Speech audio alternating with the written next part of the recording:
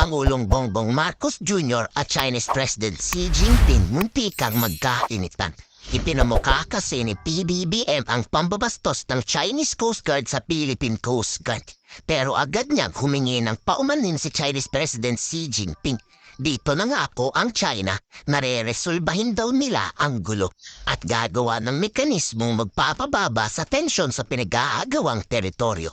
Bukas anya si PBBM repantayos kay Chinese President Xi Jinping pero pinagbantaan nito ang China na dapat hindi maagrabyado ang aming mangingisda sa dagat. Kapakanan nga ng mangingisda ang prioridad ni Pangulong Bongbong Marcos at pag nalagay sa alanganing sitwasyon ang buhay ng mga mangingisda, ibang usapan na raw iyon. Pero sa huli, nagkasundo si PBBM at Xi Jinping na magpasensyahan sa nangyaring gulo. Pero bati na ba talaga ang Pilipinas at China? At maniniwala pa rin ba tayo sa pinagsasabi nitong presidente ng China? President Xi, simply once again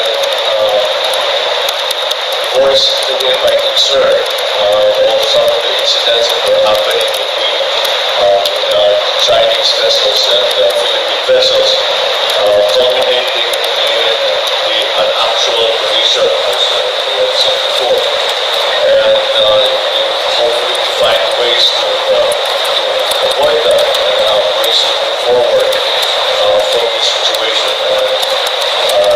It was essentially to try to come up with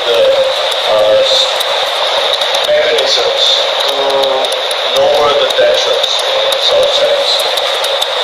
That's essentially the message that we sent that we spoke of each other, that we were in agreement that the problems that we have in South China Sea with China should not be the defining element of our relationship. But nonetheless, the problems remain, and it is something that we will need to continue to communicate, to find ways to avoid such incidents. And of course, as ever, whenever this issue comes up, I always bring up the plight of our fishermen. And I've asked that we go back to a situation where both Chinese and Filipino fishermen were fishing together in these waters. So I think the point is well taken by President. This is a work in progress. It's a process.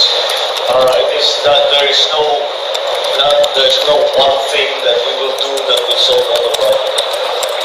We have to continue to communicate. We have to continue to be candid with one another and to be sincere in our desire to keep the peace. And I think that sincerity exists from all parties involved. I do not think that anybody wants to go to war.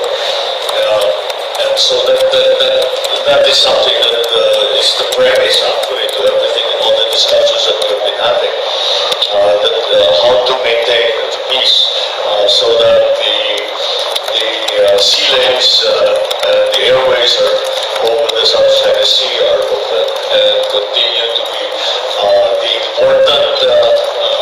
important gateway to Asia as it is today. So hindi bigla tayong pag-usapan na napag-agrihan tapos na lahat yan. It's a process. And this is part of the process. Now, it's an important